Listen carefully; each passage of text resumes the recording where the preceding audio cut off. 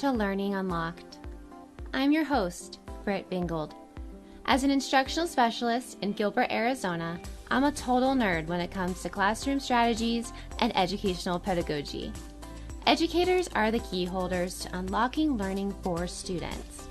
So today, as always, my goal is to provide you with resources and tools, the keys, to enable and accelerate learning for all students. Thanks for joining me today. Let's get started.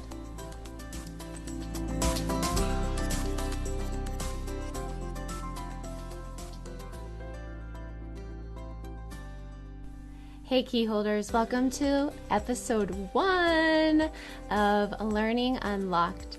I am so thrilled. I am smiling from ear to ear, tears in my eyes. I'm like, holy crap, I'm a podcasting host. Like, what has happened? This has been a dream of mine that is now realized through our professional growth department at Gilbert Public Schools, that I get to interview just super smart, compassionate educators throughout our district who are doing wonderful things with their kids, and being able to just deliver that information to other teachers via a podcast is just my dream. So thank you so much if you are joining me today on episode 1. I just appreciate you. Before we start today, though, I want to make a quick announcement that if you are listening as a Gilbert Public Schools educator and you wish to receive some PD credit for this, you can get some recertification credit for an hour. Visit our digital PD page in the Employee Hub, and they'll get you some more information on that. So, episode 1, today we are talking about using small group feedback in the classroom and how do we leverage that effectively and efficiently to get the most out of the strategy for student learning. You know, feedback itself is a effect size, according to John Hattie, of 0.64.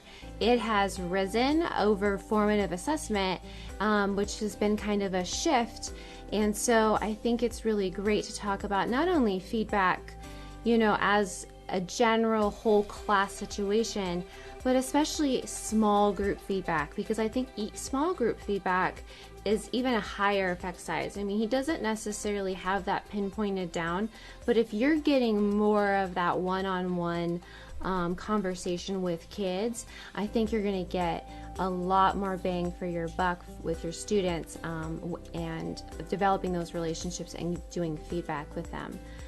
Today I am joined by, I don't even know how to describe our relationship without even tearing up, but she is the most amazing educator I think I know. I mean, she is in her 35th year in education. She's a 4th generation Arizona teacher, and she has this heart of gold, and she is warm and loving, but she is also vulnerable and authentic.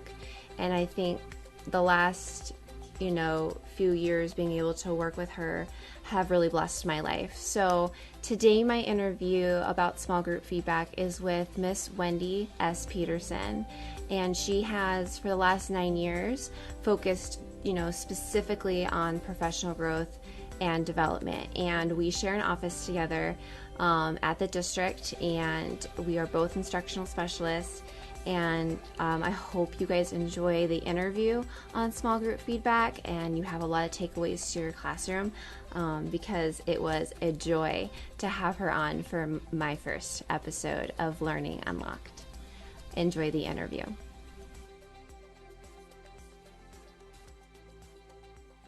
Okay, so I have Wendy Peterson, my dear friend, with me today, and we are talking again, like we talked about earlier, is small group feedback. And so Wendy, why don't you guys just go ahead? Why don't you just say hi to everybody? Just maybe a little bit about what you're excited about coming up for summer, your thoughts about fall, and just so people can get to know a little bit about your passions and what you're into. I kind of already gave them your bio of how fabulous you are, and how long you've been in education, but anything else you just want to add? Oh, bless you. Yes, you are a dear, dear friend. I always put that in front of colleague, and we know that in this particular business, maybe all, but really in teaching, we need great colleagues and great friends. So thank you. My passion is professional growth and development. I feel like I have an effect on many teachers and therefore multitudes of students. So I am in many ways living my dream right now, being an instructional specialist in our professional growth department. Um, I am looking forward to summer because I'm headed to Oregon in a few days. And of course, that makes me really happy. And for much of that time, I will be meditating on professional growth. So Mhm. who knows what revelations I may have. So, and the topic we're talking about today is also um, really important to me because I've implemented it in my classroom and I saw such growth and I felt so empowered and students were so empowered that I have been sharing it with teachers for a few years. So thank you for inviting me to do this with you. Well, thank you for coming on and just being my guinea pig for episode one, because I Uh, just feel like yeah, we had to kick off with somebody that I knew would just have a chat with me and be comfortable with me and not a total stranger to me. oh my goodness, you and I can chat about anything, anytime. So this should, and we especially talk a lot about professional growth. So this should be lots of fun. And I don't think too hard. I think we're going to knock it out of the ballpark. Cross our Oh, fingers. I think we totally will. I mean, why not? Let's just Right. have a good time. That's the Um, plan. so I sent you a form before we started, and I Huh? have a couple questions, because I'm trying to think from like a teacher's perspective. Small group feedback, first of all, I think is like a scary thing for teachers right now because they're like, what if they're 6 feet apart?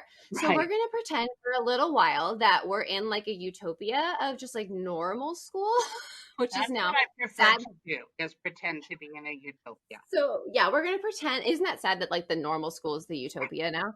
Right. Um, so Who, we're who gonna knew? pretend to be in that bubble, but I think in and out, I'll kind of try to bring up some things that we can maybe implement to help teachers with this concept, because it is so important. So the first thing I wanted to just kind of talk about was, I feel like teachers really struggle with even just the concept of what feedback actually is and means. And I know you're like an expert at that. So can you just talk about what is it? What is feedback? Well, I think you mentioned teachers struggling with it, and I think that's Mhm. because in our minds, what we see is usually some kind of piece of writing, and we see our marks all over it, and we see um, having to spend so much time. I know that years ago, I could grade papers 48 hours straight over the weekend and still not be done. And so when we think of feedback, I think we think of writing on kids' paper. And I Yeah. think we definitely need to move away from that. We have to be really careful too, because a lot of times we do things like great or good job or nice work. And that isn't feedback either. That doesn't tell students what they need to know. The other issue that I see, Britt, is that teachers try to give feedback on too large of a chunk of learning, which becomes Yes. overwhelming not only for the teacher, but for students too. And so I think that's a struggle. And for some reason, teachers haven't wrapped their brain around providing feedback in small chunks. It needs to be prescriptive. It needs to tell students what they're going to do next. And I think sometimes teachers don't know what they want students to do next. And so getting that clear picture in the teacher's mind and then communicating that picture to the students, it really has to come first before we even begin thinking about feedback. I when you said chunking the feedback, like You just reminded me of my last 2 years. And this is like, I was teaching for a long time, not a long time, but I mean, so my last 2 years were my 10th and 11th year. And all of a sudden I realized, oh, like I just need to focus on like concrete examples right now. Like, even though their punctuation is whatever, Right. Right. I like if I try to do it all, it's too overwhelming for me Right. and it's too overwhelming for them. But if I do just this feedback on this chunk that I was trying to teach as an English teacher, okay, we're going to do concrete examples, or hey, I wrote topic sentences. It was so much more impactful because then they were able to apply it right away and see it, how it changed their work, Right. and how it changed their learning. So, and I would have to do it, and the immediacy of that, when you're saying that they wait too long and they don't know what they want, that's a trained thing. I mean, I don't think teachers very rarely come out with this immediacy of, oh, I should probably stop right now and give some feedback. I think they're so focused on their lesson plan sometime and covering things that they're Oh, afraid to stop, right? They're afraid to do that. Oh, wait a minute. Hold on. Everybody stop right now. Let's go back over this. Okay, here's the feedback that we need. Let's put this under the doc cam and look at this. I think it gets them nervous because it gets them off their game as a teacher. But mhm. I think that's important. What do you think about that? Well, we in our department and going out to schools talking to teachers have talked about the teacher tango, where I teach a little bit, you do a little bit. I teach a little bit, you do a little bit. And part of that teaching tango is formative assessment feedback. And still, no matter how much we talk to people and talk to people and talk to people, formative assessment is seen as I need to give a quiz, Right. or I'm just going to give a ticket out the door. But Mm-hmm. really, we should be formatively assessing all the time in our lesson, constantly. Like there's not ever a break from that.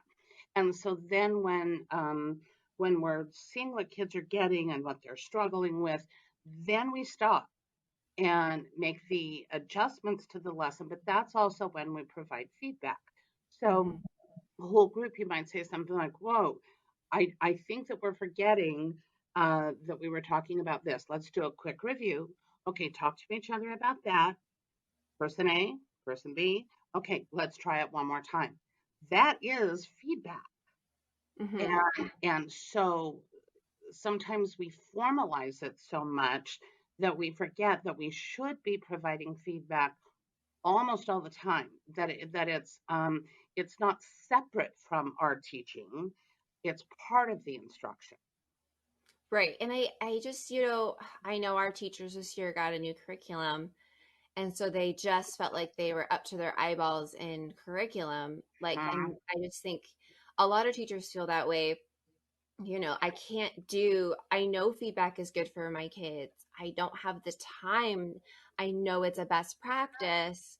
I just don't have the time to do it. Right. What would you say to a teacher that's just like, I want to do it. I literally don't know how to fit it in. Well, I can hardly keep silent right now. I resisted just jumping in and interrupting you. When you Which said we do all the time in our office, so we it's do totally it all fine. We can the do time it in on our a office, podcast. maybe not Yeah. appropriate here. First of all, you said the word covered, which just like my body just feels. Ah! I know. I know. The other day, and I just heard the word portfolio, and I think I almost like jumped out of my skin. But anyways, let's keep going with So let's, covered. let's stay on the topic at hand here. Yeah. So teachers want to cover things, and that is not what's important. We want to go deep, way more than broad, and remember that we're looking at skills. So when teachers say, "I don't have time to do feedback," I know it's best practice, blah blah blah. Um, what they're really saying is, "I don't have time to teach." Hmm. And that Yeah. makes no sense to me. And so the other thing is, and you were talking about covering, we've talked about chunking a little bit. The worst thing you can do is teach and teach and teach and teach without providing feedback, then get to the end of something and find out that you just wasted the last hour or the last week or the last month and didn't get it. And so that's where when teachers say I can't get through everything, I think that right there is part of the problem. They haven't done enough feedback along the way and enough assessment beforehand to be able to stop errors or misthinking or whatever right at that moment. And so, really, formatively assessing all the time and then providing feedback often should help you. I'm going to use the C word, cover the material Mm-hmm. more adequately because you're catching misconceptions right away instead of waiting until the end of something. It's also better to keep students engaged in the process of learning because assessment and feedback are also related to reflection. So they're constantly reflecting on their learning and providing you, as the teacher, feedback. So it's a much more interactive process than I'm going to go great guns and teach you, and then at the end give you feedback. Well, and I even tried the ticket out the door thing for like a year. And like every time they would just be like, it's fine. I learned about, Right. Tom Robinson and blah, blah, blah. And I just wasn't getting, and maybe it's because I wasn't asking the right questions, but it may also because I just felt like I was a fraud and they knew it, like I just wasn't sure how to do because it wasn't feedback. It was called formative assessment. Like Uh-huh. I was just learning about summative versus formative. And so I was like, I'm doing formative assessments. And I think the shift for me came when I had to do springboard embedded assessments and we had to do the posters Yeah. and I had to constantly reference the skills and knowledge on the posters the kids made throughout my lesson. So I had to justify not only for the kids, but for myself. We're doing this because of these reasons, but this is why we're not on the right track here because we got to back up because we got to get to this end goal. That to me made a big shift, even just from a ticket out the door, is having something to constantly reference. And again, we talked about that a little bit earlier, but just giving students that specific focus and clarity, that what are they supposed to be doing, and then that way when they get the feedback it makes more sense. Correct. So when you talk about that in embedded assessment, and sometimes things are that's referred to as a performance assessment, or there are Right, all kinds of things to call it. But but a good it's analogy. basically not a multiple choice test, people. Oh, We're not you know talking what? about a multiple choice. I was the queen of 100 question Scantron tests. If I were still in the classroom, I wouldn't use multiple choice questions at all ever. I'm not saying you can't. I'm just saying I personally would not. I Um, wouldn't either. I right. didn't my last Good. few, I did not my last few years, right. Right. Hmm. But one of the things, and maybe it's because I have a trip coming up, but an analogy that came to me is if I'm on a trip, I'm driving my car, I'm on a trip, and I start going to some place I've never been before, and I get all the way to where I think I'm supposed to go 2 hours later, but it's the wrong place.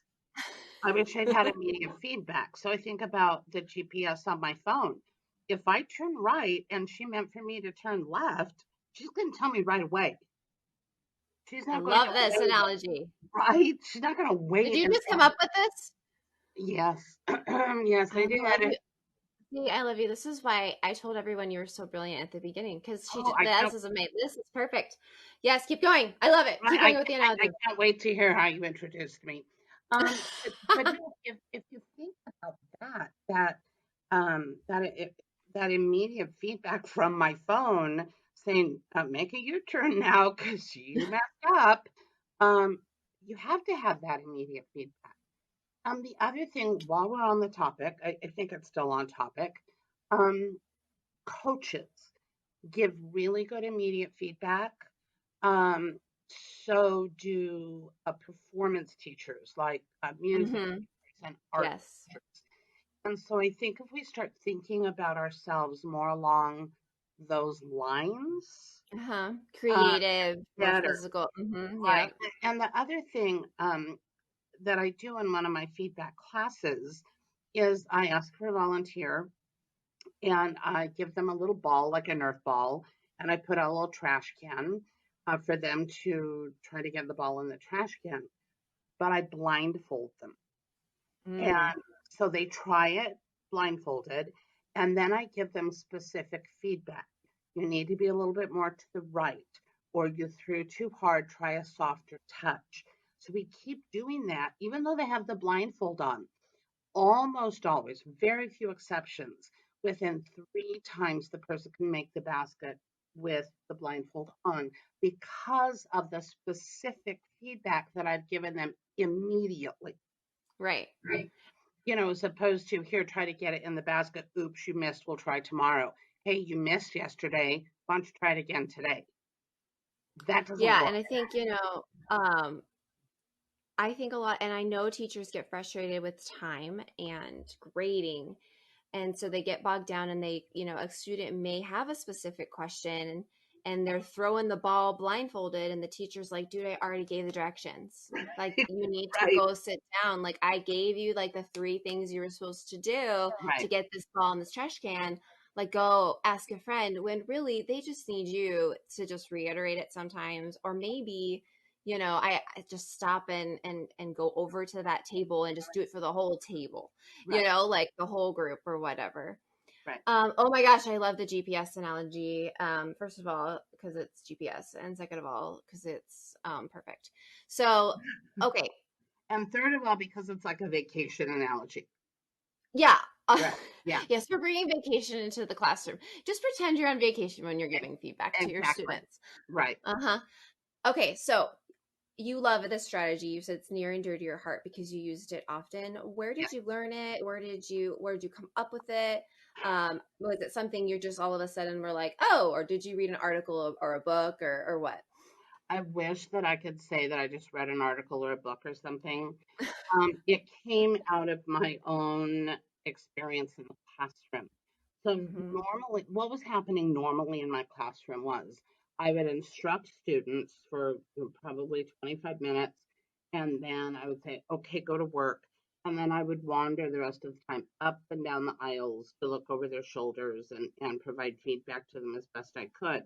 But one of the problems was a student would raise a hand at the other side of the room. So then I'd race to that kid.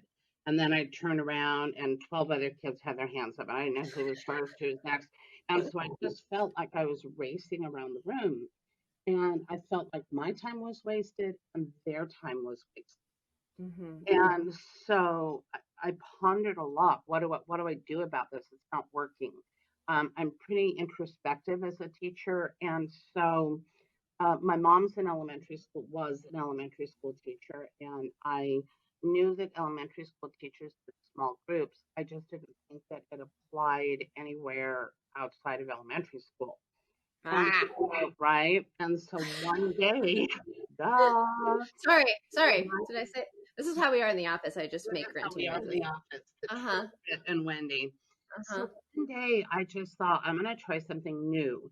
And so I told the students what was going to happen, that I was going to pull 4 to 6 students back to a table with me, and we were going to focus on one aspect of whatever they were doing.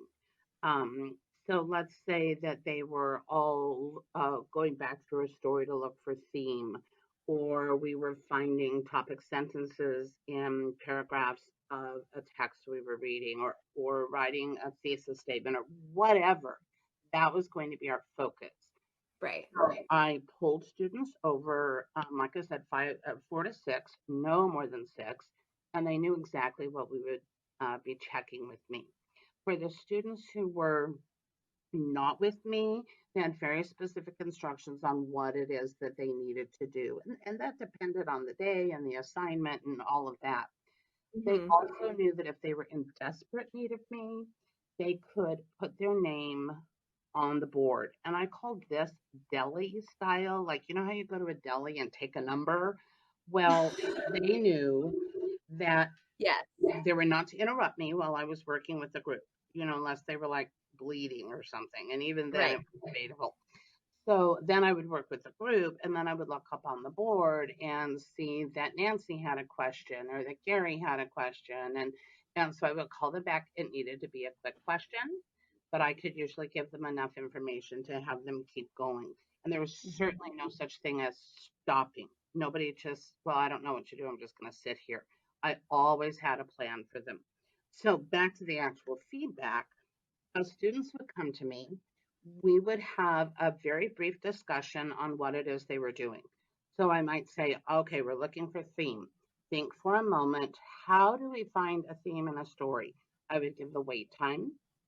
And then literally I would have them turn to each other, either partners or the whole group. What do you think? What do you think? What do you think? And we would have that conversation as opposed to me saying, we've been talking about how to find theme. Let me remind you what I told you 30 minutes ago. And Okay, so can we just, I'm going to stop you. Can you okay, just say that again, please? They sure. asked, okay, so I've seen you teach a lot Uh-huh. recently, and you do this wait time thing that I should have done more in my classroom. I was good. I had random calling, so I'm on your Woohoo! good side with that.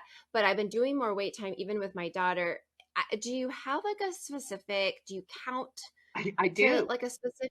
Okay, I so do. could you go through that? I, And then my favorite part was that you said they talk to each other before you talk to them. right, So I feel like those are things that if we don't stop right now and go over, teachers might miss because I think, need to know like what is wait time? Like how long right. is, because I think So it gets awkward.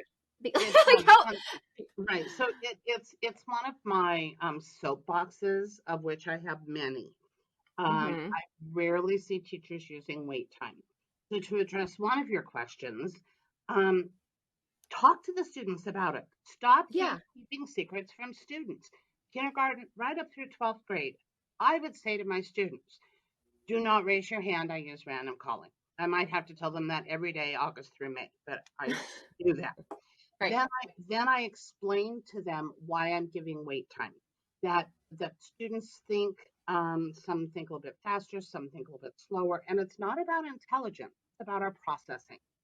So do not Hmm. shout out an answer. Do not raise your hand. I'm going to ask a question, and it's going to be quiet. Um, for a recall question, you need about a count of five. One, two, Okay. three, four, five. If it's a complex question, then you need to gauge, and it will be longer than that. So you ask the question, give the wait time, and the students know what they're supposed to be doing. And teachers always say to me, "How do you know that they're thinking?" Okay, I don't. Even though I do have many special powers, I don't know.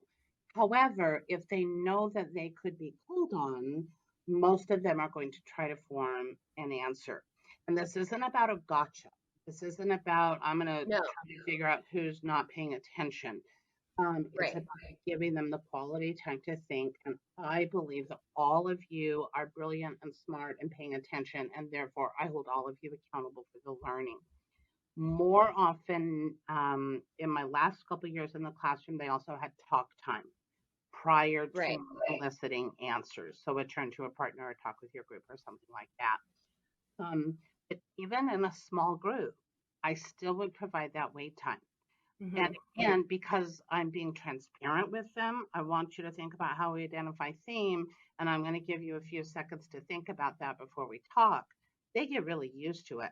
And I'm telling you, if our kindergarten, first, and second grade teachers would employ this, it would be so beautiful then for all the grades up through third that would do this. Kids would simply be used to not shouting out answers or raising their hands. So back to the small group, they would talk. However, I wanted them to either as a full group or with a partner there. I would do a whisper with them. Then they Hmm. come back and talk and clarify for each other. And then if I need to, I can clarify. But see, I already know how to find the theme in a story. So I don't need to tell it again. The students need to tell it. The students need to tell me what a thesis is, or the students need to tell me how you multiply fractions, or the students need to tell me what the scientific process is. They then can correct and give that feedback to each other, but that in turn is giving me feedback that allows me to see where they are and to move on. And Then, you might be able to, oh, sorry, go ahead. oh no, go. We're so bad at this. Okay, so I'm thinking even, you said that some teachers say, how do you know if they're actually thinking? And one super fast way to do that is give them a whiteboard and make them write it down. Absolutely. Like if they're writing it, they're probably thinking about something, or a Absolutely. sticky note or something. Oh, And even if they're in anything. especially math, right? Right. Especially math, if they're a small group with you and you only have 5 whiteboards, Right. they could be doing that with them, and then they could show each other while they're talking and be like, oh, you did it this way. Right. So sorry, I just want to interrupt that because I'm thinking of that teacher that's saying, how do you know if they're doing the thinking during the wait time? Right. Hey, have them write it down before they even talk to the next Well, person. I'm always an advocate about for writing, and we know I have kind of a thing with post-it notes. So yeah, have the kid jot it down, and then have Right, them change and read. And there are so many variations to this. And right. and to jump on another one of my little soapboxes, we need to change things up. So have them use a whiteboard, then have them use a sticky, then have them whisper to each other, then and so it seems Yeah. novel to them, but really it's accomplishing the same thing that you want accomplished. Yes. Okay. Keep going. So Okay, they talk to each other. Now what so they talk happens? to each other to review whatever it is that I'm checking for. Then let's go back to the theme, but keep in mind this could be used with multiplying fractions, this could be used with all kinds of things. So I would say, does anybody want to go first? Or sometimes I would choose. The student would then say, okay, they would read what they wrote. Um, the theme is be patient with others. I realized this because this character did this, and then this character did this, and then the author showed this. And then I would say, okay, all of you heard that. I'm going to have so and so read it again. And now I want you to think about the evidence that student used. See Hmm. if that makes sense to you in context of the story and be ready to comment to the student. So then the student would read it again, and then I would open it up to the others to share. I did very little of giving the feedback. The other students gave the feedback. I just made sure it was correct and I guided it. If the student was off base, hadn't done it correctly, the feedback was provided in the small group by the peers. And then we all, more with my guidance, would say, when you go back to your desk, here's what you need to do. So that Hmm. they left the small group with something very specific to add or to change. The other thing I would do then is say, okay, Johnny, when you have that done, I want you to check with Susie because she gave you some really good feedback. See what she thinks about it. And then as soon as you have that done, bring it back to me. And Okay. that way, they had feedback from the small group. They worked on it, they fixed it. Then they had feedback from a peer, Hmm. and then they had quick feedback from me.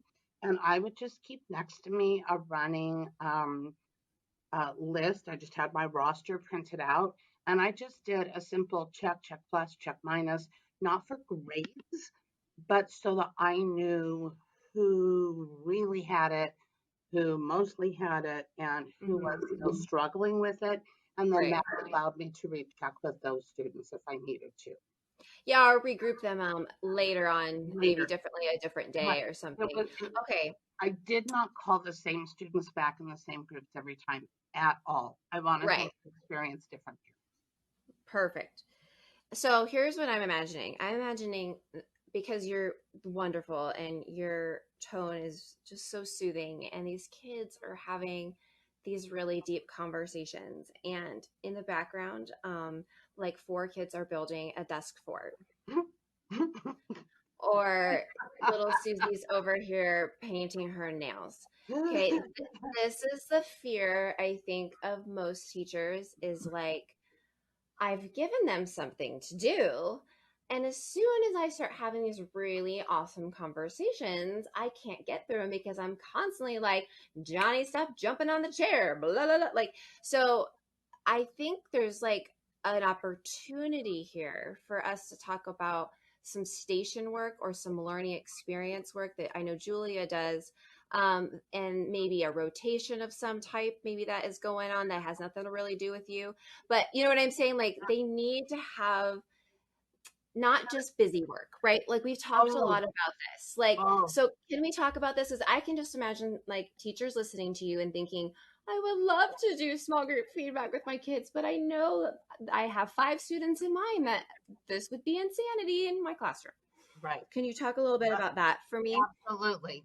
And first, let me be really clear that my students were not just out there busily working like bees in Disneyland. I often did have to redirect students. Right. And this is too big of a question for this podcast. So I will give what I hope is the Reader's Digest answer. I'm so sorry. Yes, Well, because it's really about management and it's about it how you is. set the tone from the beginning. It is. So Yes. there's a term called warm demander, which means that the students know that you love them to pieces, but do Mm-hmm. not mess with me. And so I was a warm demander in my classroom. So from the very beginning, the first day of school, they knew that I meant business. I loved them. We could have fun, we could laugh, but I was the teacher and we were there to learn together. And so they needed not to mess with me. Now, keep in mind what I said a moment ago. You know, there are kids who mess with me. Hello. Oh, Right? hello. None But of us were like these, none of us had angelic classes for the no. last few years. Oh, no. No. You should do a podcast on all the fun stories of my 35 years in teaching and naughty children. Oh, people But probably love it. They'd be like laughing so yeah, hard and be like, I get it. make that note. So you talked about stations. Students could absolutely be in a kind of station rotation. So that this group is working here on one thing, and another group's working here, and another group is at their desks working. All of that is a beautiful thing. Takes a lot Hmm. of pre-planning, a lot of the teacher knowing ahead of time and anticipating what's going to happen in the classroom. Right. But it's a beautiful thing when it works. The other thing you mentioned a word um, almost as bad, maybe worse than covering, and that was busy work. Uh-huh. So when I like to, I'm trying to hit all your soapbox I words so get that all my everybody just knows. great, well, here we go, because this is another one. There is no time or place for busy work. Stop. Do not give it. If you're just giving students work to occupy them, you are wasting valuable time.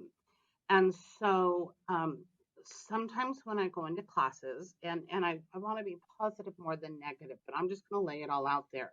The teacher's working with a small group, and the students who are not with him or her are off doing, um, I'm sorry, stupid stuff.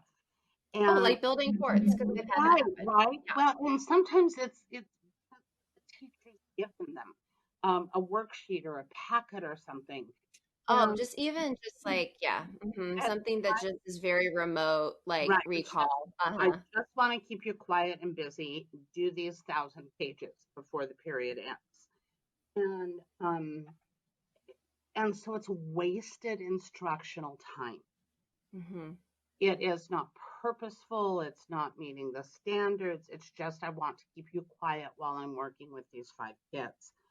The problem is that if you're keeping the kids in a small group with you for 5 or 10 minutes, which by the way is what I recommend. This is not a 30-minute process of sitting back with Miss Peterson. This is fast. We are moving. Um, Hmm. if students are only with you for 5 or 10 minutes and the rest of the time they're supposed to be doing something else, that's probably another 40 or 50 minutes. If it's Hmm. busy work, that's 40 or 50 minutes of wasted instructional time almost every day. Amen, That, girl. that is not okay. I really Mm-hmm. believe if I were in charge of the world and if we could help teachers master this, that it could change education. And while I'm thinking about it, the other thing that concerns me when I see teachers using small groups is they have their 4, 5, 6 kids back with them, but they're interacting only with one child at a time, while the other students in the small group are sitting and waiting for their turn. Mm. That Yeah. is a huge waste of time, which is why I ask the questions and have them think and have them provide the feedback as opposed to me. Right. Otherwise, And that takes some training. They're not used to, they always want to talk to you, and you right, have to get them really used to talking to each other. to each other. And it doesn't mean that I'm not interacting because they do want that time with the teacher. Right. I'm interacting with them, but I'm guiding them in such a way that they're doing the teaching and providing the feedback. So, really, if you're already doing what you think is small group feedback, step away a bit and ask yourself, what are the other students in my small group doing while I'm talking to Johnny? They Nice. should be Yeah. listening and getting ready to provide feedback to Johnny too. Otherwise, again, those are wasted in instructional minutes. If you're going to do that, you may as well just have them come back one at a time. Oh, and heaven forbid they be chatting with next to their partner while Johnny is speaking. Because Correct. I've seen that too. Yeah. Not even listening to Johnny, Right. Right. and then that one person who's going, Susie is just like, wow, they don't even care like what I'm talking about. Correct. Something that just popped into my mind, we've been doing learning playlists was kind of the way we rolled out the remote learning playlist during this pandemic. Yeah. And the other students could be, if they needed to be separated out from each other in a room, they could be working on a learning playlist that could be introducing a unit, that could be in the middle of a unit, that's digging into some more research, maybe it's wrapping up a unit. I don't know, wherever it fits, but Right. you are obviously, that's still direct instruction. You've created that for them. You maybe have a screencast they watch, and maybe they watch a video, and then maybe they do some type of practice it. So that way they can pause in the middle of that learning playlist, come get feedback, but then go immediately back to that. And that would hold all of those kids accountable, and still being really familiar with, that's a learning playlist. Hey, if we go remote, that's the kind of thing I would do when I'm at home. I think, if the more you use the tools in your classroom, that you might be able to use outside of the classroom, if we do have an ebb and flow of a pandemic situation, I think that will help the kids know, oh, this is familiar. I know what to do with this. I know where I can stop and go. And it's almost kind of self-directed learning, but you are still directing the instruction because you still made that playlist. You know where you want them to go with that playlist. And that way they can go back to their seat, stop, correct with whatever they just came from you. And they're like, okay, I'm going to correct blah, blah, blah, blah, blah before I move on. They do it, they save it, and then they can immediately go back and keep working on their playlist. And I think that might be something that would be a good meshing of like some tech, and separation when you do have kids that are a little bit closer to you, and getting some feedback. Amen, sister. So one of the myths that we have to get out of our head is that we're only teaching when we are standing in front of kids. So Hmm. I've gone into so many classrooms, sometimes unexpectedly, and the teacher will come to me and say, "Oh, today's not a good time for you to come. I'm not teaching." And I say, "What do you mean?" Well, the kids Yeah. are being in groups, or the kids are okay. That that is teaching. In Yeah. fact, if I come in to watch you and the whole time I'm here, you're standing up talking to kids, that's a red flag for me.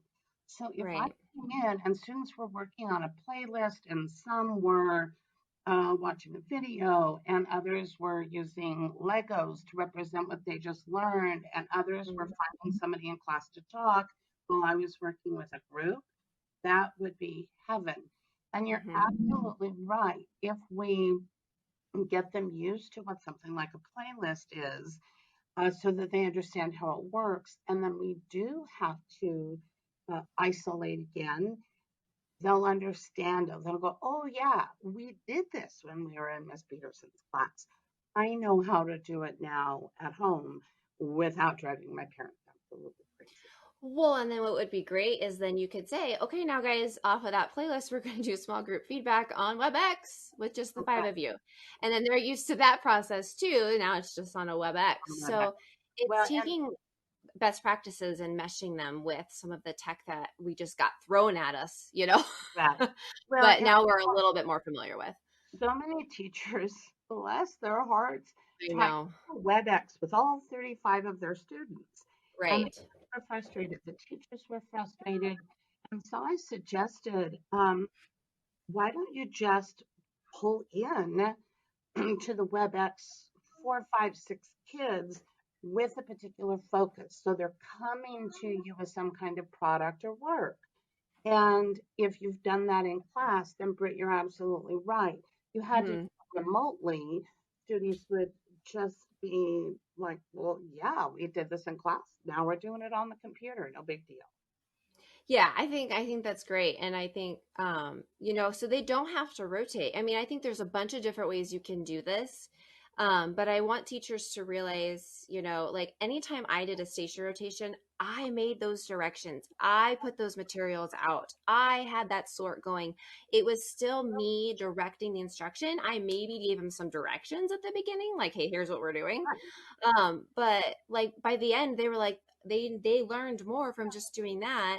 And it stuck with them because it wasn't just me droning on for 30 minutes about the topics. Yes, does it take some more prep work? Absolutely.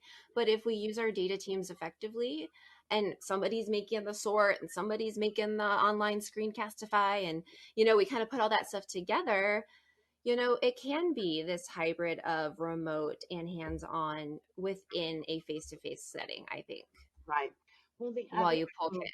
when you were talking about data teams and dividing and conquering and all of that, um, another thing that I see is that teachers think a lesson has to be a period or their ELA Mm, block or their math block.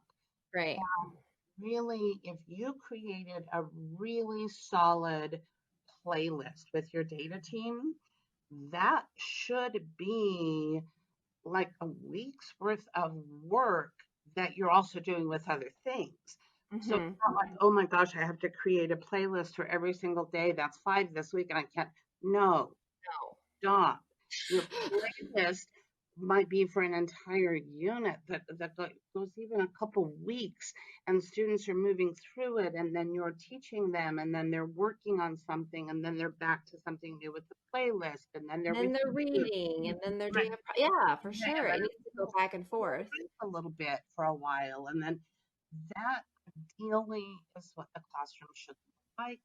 And that format translates online learning, remote learning, much more efficiently than I'm the teacher who's going to stand up and talk to you for half the class and then the other half of the class you're going to work.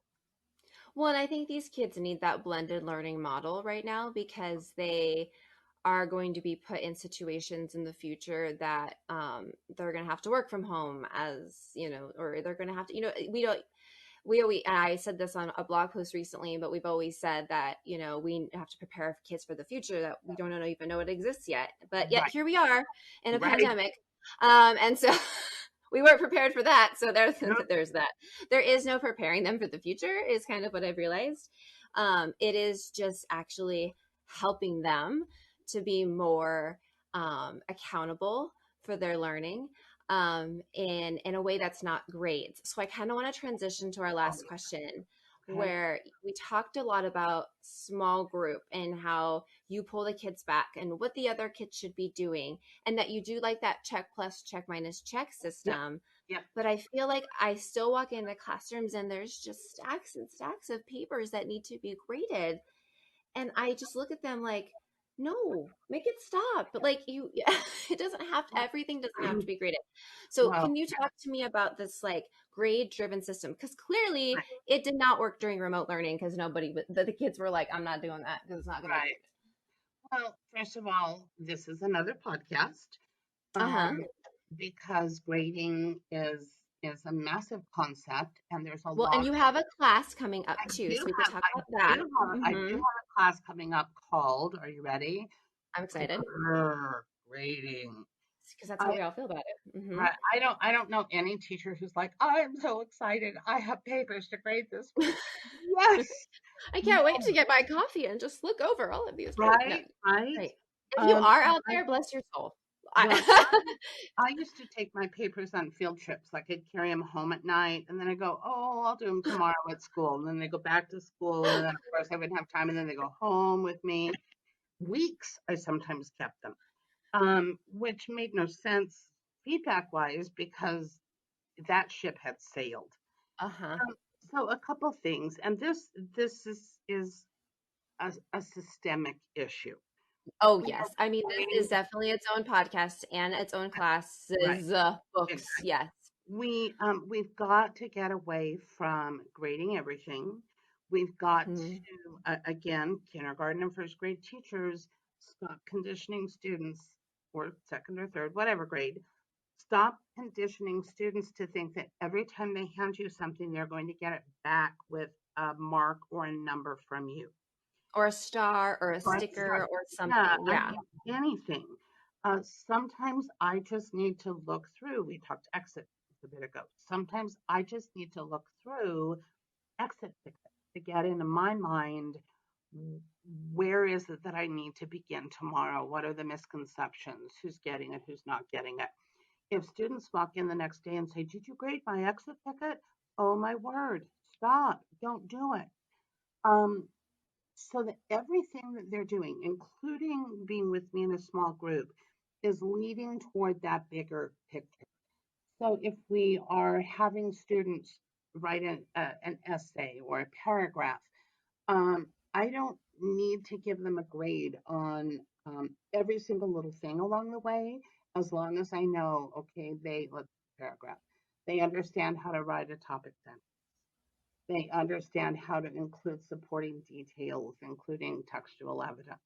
I'm going to break all those down and I'm going to mark, yes, they've got it, yes, they've got it, yes, they've got it. But those don't need to be great, because what I'm looking at is, are they proficient? So Right. then when I do go to grade, and I'm doing air quotes right now, when I do go to grade, I've already caught many of their misconceptions in Yeah. it. And then that's faster too, because you don't have to do all the little nitpicky Well, things. Yeah. so back to what we were not talking, I would teach the essay and I would do my walk up and down the aisles of the room. And then students would turn it in, and I would go home and sit at my dining room table for the entire weekend. And I would take a look at the first essay and say, well, clearly this kid was not paying attention, and red mark it. I'd go to the next one. Oh, this one didn't get it either. Red mark it. Next one. Oh, well, this kid's better, but what were they thinking here? Okay, whose problem is that? That's my problem, Right. not the kid's problem. I need Hmm. to catch those things sooner. So, if back to grades, I got off on a tangent. If you are feeling pressure to grade everything, that's a conversation I think that needs to be had on your team, with principal maybe. Um, most elementary, well, I believe all elementary schools are on standards-based grading, and that does help with this. But Hmm. we really need to educate about this as parents and students. I would include this in my first newsletter home. I would talk about how I am looking at student work and I'm constantly noting mentally or anecdotally who needs help where, but not everything is going to come with a grade. Not everything is meant to be a grade. I want to see if students have proficiency or mastery toward Hmm. the end. In all those chunks along the way, as long as they're making progress, that's what I care about in those brief moments of time. I mean, I remember while you were talking, I was thinking about my students. I'd have them writing a paragraph with a partner, and they would run up to me and I would read the paragraph, and they would just look at me like, she's reading it right here, right now. happening? Like there was something about me reading it in front of them Uh-huh. and marking a couple things, Yep. this and this. Mm-hmm. And then I would talk to them about it and they would go, oh, and then they would run, literally run Right. back to their desk and fix it. And then I'd have another, and yes, was it Yes. chaotic for me a little bit? It totally was. It Yeah. was kind of fun actually, because they were like, what's she gonna say? Right. And I used to do that in Google Docs. Like I would just jump into a Right. Google Doc that Mm-hmm. maybe a small group was working on. They'd be like, she's in my Google, she's in. What is she Mm-hmm. saying? Oh, she's Mm-hmm. highlighting that sentence. Why is that sentence wrong? I mean, and it was it was like immediate feedback Right. in those small groups. And I would sometimes just have to anecdotally say to them, there's something funky happening in between these two pieces of Right. evidence. I Right. honestly don't know what the fix is, but you guys have Right. to go back in your desk and fix it because it's kind of funky. Right. And they would run off and do it. And Yes. I would get essays at the end, and teachers would be so furious that I would fly through grading them. They were like, there's no way you graded all of your essays by now. And I said, well, no, I mean, I've given them so much feedback. Right. I know. I mean, they're great. They did a great Right. job because they listened and they've honed their skill and they learned. And, and so yeah, They made immediate changes. right. Immediate.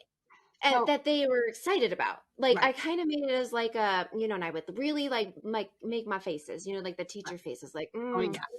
ooh, I just don't, and they would just be like, oh, she doesn't like it, Right. or Right. I'd be like excited, like, oh, that is the best way to transition into this sentence I've ever said. Like, Right. or I love that you use this word instead of says, because I'm so sick of seeing that the author says this. I'm so glad you used a different word. Right. So I think just those moments, they didn't need grades. I didn't grade any of that. They Right. wrote paragraphs all class period, and I didn't grade any of it.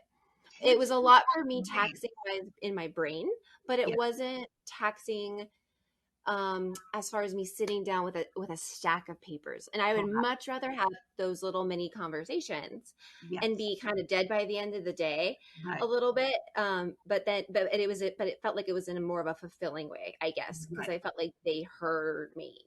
Right. Well, and so I know you're kind of more the interviewer here, but I'm going to turn the tables and ask you a question. Okay. In the olden days, and maybe you're too young and you didn't do this, so you can pretend it's me. So I'd take Okay. that stack of papers home and I would red mark them and I'd fix the commas and the capitals and I'd draw arrows and I'd write AWK for awkward. What does that really mean? And then I would hand the papers back to the students. What did the students do with them? First of all, they looked at the grade at the top, and Right. second of all, they threw them in their Yep. cycle bin on the way out. Yep. Okay. Ding, ding, ding, ding, ding.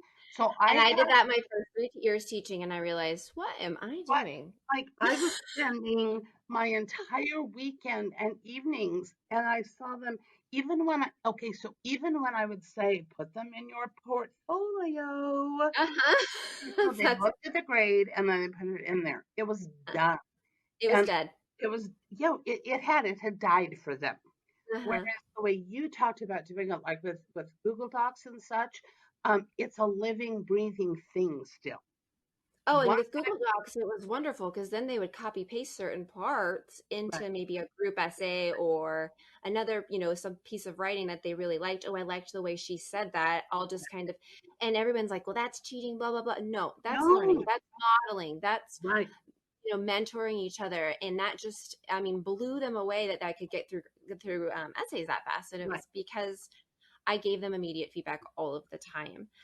Right. Okay, we're running out of time. But really, I can see we've been talking for like 12 Well, hours or something. I already knew that this one was going to be like the longest one. So all the listeners have to know that the rest of them I'm keeping to 45 minutes, but Wendy and I just can't. Okay. Right. So Yeah. I'm sorry. This is like The last, a podcast that you have to like go on a vacation or take a weekend away to listen yeah, to. or this is like maybe your drive to work and then your drive home because Right. like it's not going to be just your drive to work, but anytime you see that Wendy Peterson is on as a guest, you just have to roll with it. So, Are you saying I okay. talk a lot? One thing, I'm a first year teacher, I'm a second year teacher. I want to do small group feedback. Give me one thing that they could totally mess up on that you want to make sure that they don't mess it up. Go. This is your moment. Turn your back on the rest of the class. Make sure Okay. you can see the rest of the class and what they're doing. I have seen this. I'm like, no, I don't care what grade they're in. You do not turn your back on them. So, however it is that you're meeting with a small group, you can see the entire class and you have the with itness to know what they're all doing out there. Do not turn your back on the class. Second thing, get really good at simply saying a student's name to redirect. So if Britt was just horsing around out there, all I would need to say to her is Brittany, and then I could go back to the small group, and Britt knew exactly what my saying her name meant. I taught my students that if I say your name, figure out what it is that you're doing that's making me unhappy and fix it. Now, I love it. All right. right? If our teachers want to learn more from you, hear from you, where can they find you? Well, first of all, I'm really easy to find. I give all teachers my cell number, so they can always text. They can always email me at wendy.peterson@gilbertschools.net. I'm on social media on our professional growth page. I also have my own Facebook page called Inspiring Instruction, and on my personal Facebook page. And I encourage teachers to reach out to me. I tell them it does not have to be Monday through Friday, 8 to 4. If on a Thursday evening or a Saturday morning you think, oh, what did Wendy say about that? You just shoot me a quick email or a quick text. And if I am available, I will get right back to you on that. And then, like I said, I'll be teaching the grading class, and I also have a class called Small Group Feedback that goes into the details of much of what we talked about, and I also model it there with participants from the class, so you can actually see and hear what it would look like. I love it. I love you. I thank you I love so much you. for coming on and just sharing that wealth of knowledge. I had so much fun. And Anytime, like we can just do podcasts every day. That would be awesome. yeah, well, I don't know if I can do that. Maybe once a week. We'll see. We're working for like once every 2 weeks. We'll see how our schedule is because you know how we get picked up in these principals just want to send, and we love going. So We love going, and uh, we're we really do. busy. But you and I and Julia are Mhm. always talking professional growth and ideas anyway. We may as well record it and put it out for the world to hear because we're killing several birds with one stone. That's what we were thinking. So, all right, Wendy, thank you so much for being on. I love Oh, you, thank you. and Love you have too. fun in Oregon. Oh, hey, no worries. I will be walking the beach every single morning and every single night. Fabulous. All Okay. right, thank you Thank so you much. so much. Love you, teachers.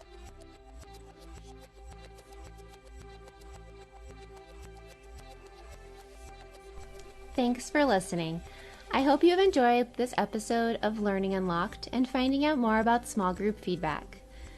We are on Facebook, Instagram, and Twitter at GPS Prof Growth. That's at GPS PROF GROTH. For the show notes from this episode, please visit our YouTube channel at tinyurl.com/PGD YouTube and select Playlists. If you have time to write us a review on Apple Podcasts, we would so appreciate it. The more reviews and ratings we get, the more educators will see our podcast. So if you like what you're hearing and you think others would too, please head over and provide us a review. I would love to read them. Thanks again for listening and have a wonderful day.